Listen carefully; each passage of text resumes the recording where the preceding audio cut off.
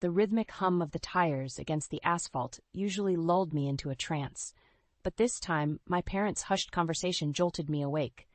Something about their tones made the hair on the back of my neck stand up. "Once we drop him off, we'll finally be free of this burden," Dad muttered. My heart rate spiked. Were they talking about me? No, it couldn't be. Mom glanced over her shoulder, her eyes meeting mine through the rearview mirror. A fleeting look of discomfort crossed her face before she turned back to Dad. "He'll be fine. We've arranged everything. It's for the best," she said, her voice strained. A knot formed in my stomach as I realized the truth. They were discussing abandoning me, their own son. Memories of their emotional distance and indifference flooded my mind, suddenly making sense. The car fell silent, but the tension was palpable. I wanted to confront them, to demand answers, but the words stuck in my throat. Instead, I studied their tense expressions, searching for any hint of remorse or hesitation. There was none. As the miles ticked by, my confusion morphed into a simmering anger. How could they do this to their own child? Didn't they care about me at all? When we stopped at a rest area, Dad announced he needed to stretch his legs. Mom followed suit, leaving me alone in the car. I watched them disappear into the building, my heart pounding with a mix of dread and anticipation. Moments later, the engine roared to life and the car jolted forward. Through the rear window, I saw them standing motionless, their faces devoid of emotion, as they watched me being driven away by their own hands. Tears of anger and betrayal stung my eyes as the reality sank in. They had planned this all along. My own parents had abandoned me, casting me aside like an unwanted burden. In that moment, something shifted within me. I would not let them get away with this.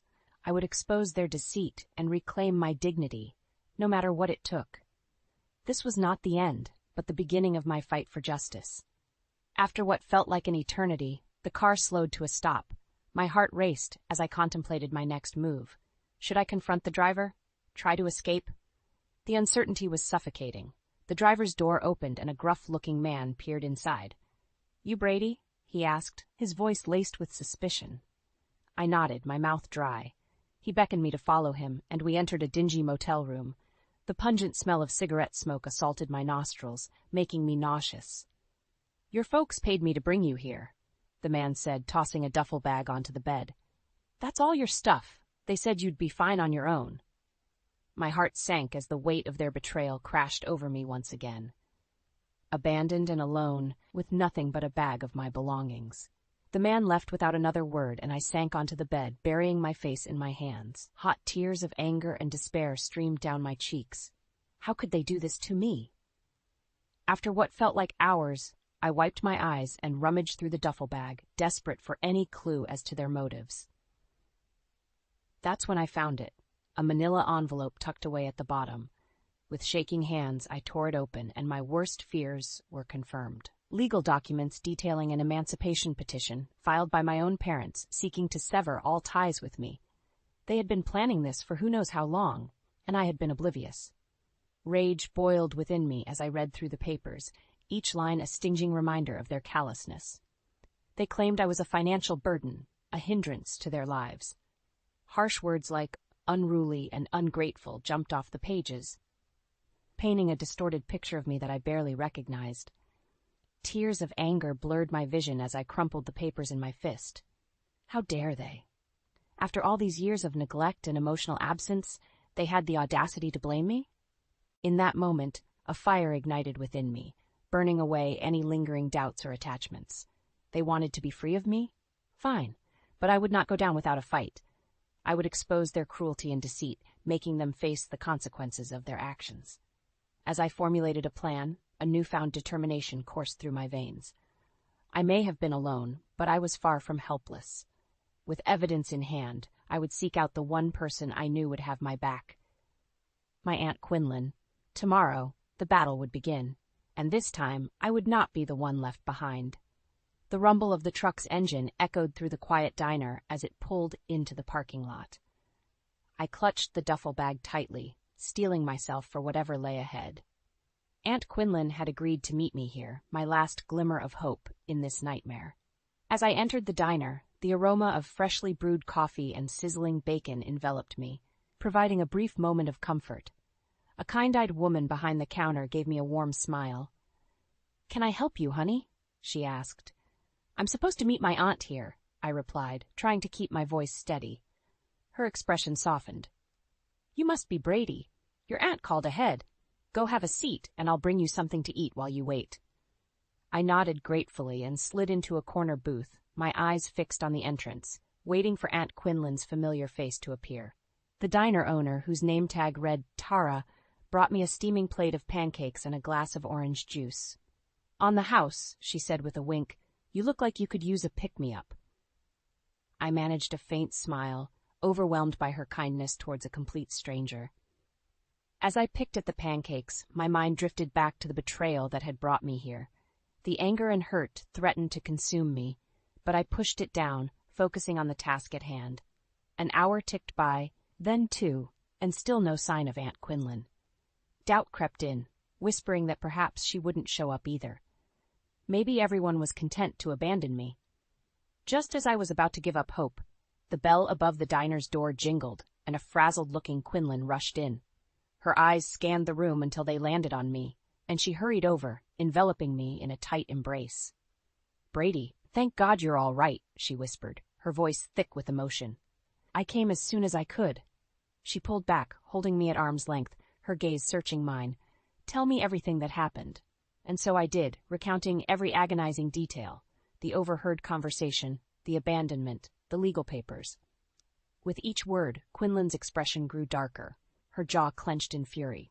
"Those bastards," she spat when I finished, her hands balled into fists. How could they do this to their own son? Tara, who had been hovering nearby, placed a comforting hand on my shoulder. "You're safe now, sweetie. We won't let them get away with this." Quinlan nodded, her eyes blazing with determination. "They'll pay for what they've done, I promise you that. We'll take them to court, expose their lies, and make sure they face the consequences." Relief washed over me, knowing that I wasn't alone in this fight. With Aunt Quinlan and Tara on my side, I felt a renewed sense of strength. My parents had made a grave mistake in underestimating me. As we gathered our things to leave, Tara pulled me aside. "You take care of yourself, you hear?" she said, pressing a folded napkin into my hand. "And if you ever need a safe place, you come back here." I pocketed the napkin, grateful for her kindness, and followed Quinlan out to her car. The road ahead would be long and arduous, but for the first time since this nightmare began, I felt a glimmer of hope. My parents had thrown me away, but I had found allies who would fight for me no matter what. And in that moment, I knew the battle had just begun. Aunt Quinlan's modest apartment became our base of operations in the days that followed.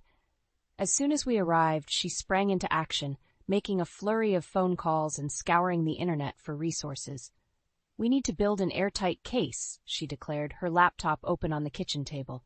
"Those scumbags won't know what hit them." I watched in awe as she navigated the legal maze with practiced ease, jotting down notes and cross-referencing information. It was almost as if she had been preparing for this moment her entire life. "First things first," she said, fixing me with a determined stare. "We need to gather every shred of evidence we can find. Documents, emails, recordings, anything that proves their intent to abandon you." I nodded, recalling the crumpled papers I had stashed in my duffel bag. Quinlan's eyes lit up as I produced them, and she immediately set to work cataloging and organizing the damning evidence. Over the next few days, we pored over the materials, strategizing our approach and anticipating potential counter-arguments from my parents' legal team. Quinlan was relentless, leaving no stone unturned in her quest for justice. "They won't be able to wriggle their way out of this," she assured me, her voice brimming with confidence. "We'll make sure of it." One afternoon, as we were sifting through a stack of old emails, Quinlan let out a triumphant exclamation. "Jackpot!" She brandished a printout, her eyes gleaming. "These emails prove that your parents were planning this for months, maybe even years. They've been squirreling away money, hiding assets, all to ensure they could ditch you and live the high life." My stomach churned as the full weight of their betrayal sank in. They had been methodically plotting to discard me, like I was nothing more than a burdensome inconvenience. Quinlan must have sensed my turmoil because she reached across the table and gave my hand a reassuring squeeze. "We've got them now, Brady. They won't be able to deny or justify any of this. Her words ignited a newfound determination within me. For too long I had been the victim, powerless and cast aside. But no longer. With Quinlan's guidance, I was arming myself with the tools to fight back, to reclaim my dignity and hold my parents accountable for their despicable actions. Over the next few weeks, we assembled a formidable arsenal, a meticulously organized dossier brimming with irrefutable evidence, a list of potential witnesses and character references, and a game plan for navigating the legal system. "We're ready," Quinlan declared one evening, her eyes blazing with conviction. "It's time to take the fight to them." As I nodded in agreement, a sense of calm washed over me. The road ahead would be arduous, but I was no longer the frightened, abandoned child I had been weeks earlier. With Quinlan by my side, I was a warrior, prepared to battle for justice and make my parents answer for their sins. They had made the grave mistake of underestimating me, and now they would face the consequences of their cruelty. The gloves were off, and I was ready for war. As our legal battle heated up, Aunt Quinlan's determination only intensified. She was like a woman possessed, leaving no stone unturned in her quest for justice. "We need to hit them from every angle," she declared one evening, her laptop illuminating her fierce expression. "They can't be allowed to wriggle out of this." I watched in awe as she meticulously scoured through financial records, legal documents, and even old home videos, searching for any shred of evidence that could bolster our case. "Look at this," she said, beckoning me over to the computer. On the screen was a grainy video clip from my childhood, a birthday party if the balloons and cake were any indication. At first I didn't understand the significance, but then Quinlan hit play and the sickening truth became clear. There, in the background, my parents sat together on the couch, their expressions cold and disinterested as the younger version of myself blew out the candles. No smiles, no encouragement, just a callous indifference that made my heart clench. "This is proof of emotional neglect," Quinlan said, her voice thick with anger. "We can use it to show a pattern of behavior, a premeditated disregard for your well-being." As we combed through more footage, the evidence mounted. Missed school events, dismissive comments, and even instances where they outright ignored or belittled me. It was a harrowing reminder of the emotional void that had been my childhood. But Quinlan wasn't done yet. She dug deeper, uncovering financial records that painted an even more damning picture. "They've been siphoning money into offshore accounts for years," she revealed, her brow furrowed in disgust, "all while neglecting to provide you with even the most basic necessities." The revelation hit me like a punch to the gut. Not only had they emotionally abandoned me, but they had also deprived me of material support, all to fuel their own selfish desires. As the days wore on, the magnitude of their betrayal grew more staggering with each new discovery. Quinlan remained relentless, her determination to expose their depravity fueling her every move. "They won't be able to buy their way out of this," she vowed, her eyes blazing with righteous fury. "We're going to make sure they face the full consequences of their actions, both legally and in the court of public opinion." And so, armed with a mountain of damning evidence, we prepared for the showdown. My parents, once untouchable in my eyes, would soon be brought to their knees, forced to answer for their crimes against their own flesh and blood. As the date of the court hearing loomed closer, a sense of vindication washed over me. For too long I had been the victim, cowering in their shadow. But no more.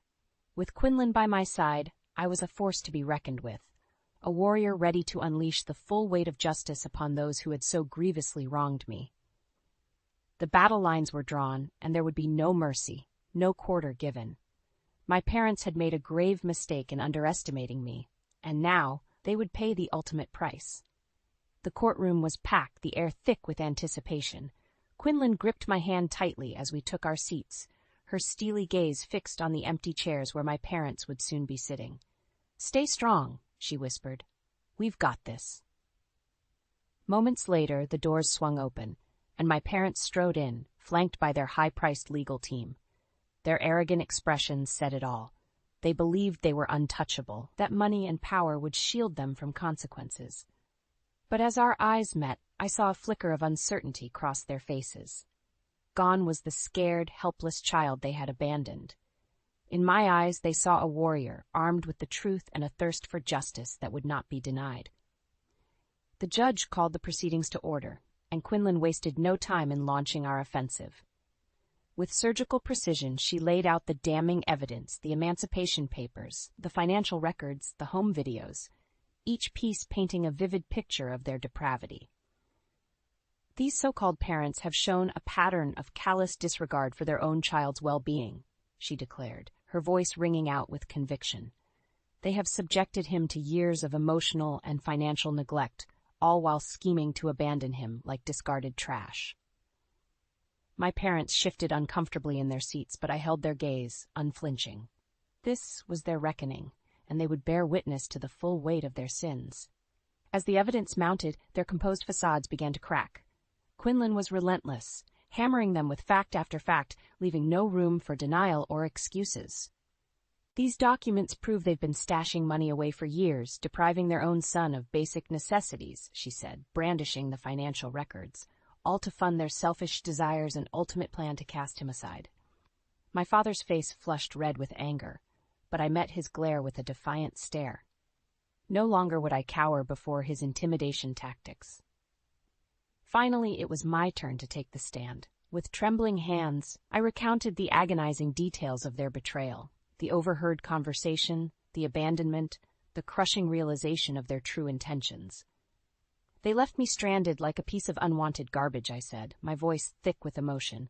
Their own child, tossed aside without a second thought. Tears streamed down my mother's face, but I felt no sympathy. These were crocodile tears, a desperate attempt to salvage what little shred of humanity they had left. As I stepped down from the stand, I caught Quinlan's proud smile.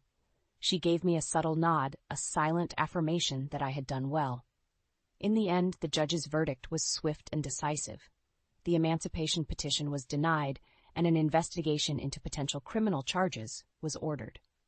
My parents were ordered to pay restitution and undergo mandatory counseling, but their true punishment went far beyond the legal ramifications. As we left the courthouse, a throng of reporters and onlookers greeted us, showering me with support and condemning my parents' heinous actions. In that moment, I realized that true justice had been served. My parents' reputations were in tatters, their selfish desires exposed for all to see. They had been brought to their knees, forced to answer for their cruelty and callousness. As Quinlan ushered me into the waiting car, I caught one final glimpse of my parents. Broken, disgraced, and utterly defeated, and in that moment I felt a sense of catharsis wash over me.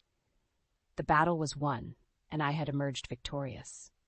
They had underestimated me, and now they had paid the ultimate price. The aftermath of the courtroom battle was both exhilarating and overwhelming. As Quinlan and I stepped out into the swarm of reporters and supporters, the weight of our victory hit me like a tidal wave. "Brady, Brady! Over here!" The reporters clamored, thrusting microphones and cameras in my face. Quinlan wrapped a protective arm around my shoulders, shielding me from the chaos. "Give the kid some space," she barked, her tone leaving no room for argument. As we pushed through the crowd, snippets of their questions reached my ears. "How does it feel to finally get justice? What would you say to your parents now? Are you worried about potential retaliation?" I remained silent, letting Quinlan take the lead as she expertly navigated us to the safety of her car. It was only when the door slammed shut, muffling the frenzy outside, that I finally let out the breath I had been holding. "You did it, kid," Quinlan said, her eyes shining with pride. "You took those bastards down in spectacular fashion." A grin spread across my face as the reality sank in. We had won, not just in the legal sense, but in the court of public opinion as well. My parents' last reputations were in tatters, their misdeeds laid bare for all to see. "I couldn't have done it without you," I said, gripping her hand tightly. "Thank you for never giving up on me." Quinlan scoffed, waving off my gratitude. "Don't mention it. Those lowlifes had it coming. Now we just need to make sure they face the full consequences of their actions." Over the next few days, the saga of my parents' betrayal became a national spectacle. News outlets clamored for interviews, and social media buzzed with outrage and support for my cause.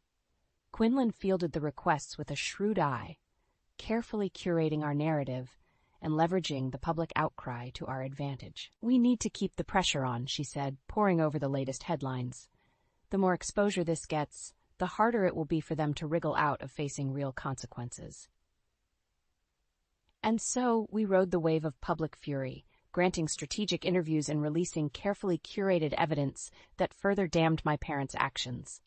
Their reputations were in free fall, and I reveled in their downward spiral. But even as the world rallied behind me, a part of me couldn't help but feel a twinge of sadness. These were the people who had brought me into this world, the ones who were supposed to love and nurture me unconditionally. And yet, they had chosen to discard me like worthless trash. Quinlan, ever perceptive, sensed my inner turmoil. "It's okay to feel conflicted, Brady," she said gently. "What they did was unforgivable, but they're still your parents." I nodded, blinking back tears. I just never thought they were capable of something so cruel. Wrapping me in a fierce hug, Quinlan vowed, "They'll get what's coming to them, I promise, and when the dust settles, you'll be able to move on and build the life you deserve, one filled with love and support." As I clung to her, drawing strength from her unwavering presence, I knew she was right. The road ahead would be long, but I had already taken the first steps toward healing and reclaiming my power. My parents had made a grave mistake in underestimating me, and now, as their world crumbled around them, I would rise from the ashes, stronger and more resilient than ever before. The days following the courtroom battle were a whirlwind of change. As the dust settled, the true extent of my parents' downfall became evident. "They're facing criminal charges," Quinlan announced one morning, her eyes alight with vindication. "Abandonment, child neglect, financial fraud, the whole 9 yards." I nodded solemnly, a mixture of relief and lingering sadness washing over me. As much as I despised their actions, a part of me still yearned for the parents I had once known, the ones who were supposed to love and protect me. But Quinlan's voice snapped me back to reality. "And that's not all. The court has ordered them to pay restitution, along with mandatory counseling and community service." A grim satisfaction coursed through me at the thought of my parents being forced to atone for their sins. They had brought this reckoning upon themselves, and now they would face the full weight of their consequences. As the legal proceedings unfolded, Quinlan wasted no time in solidifying my newfound independence. With her guidance, I navigated the emancipation process, officially severing my legal ties to my parents.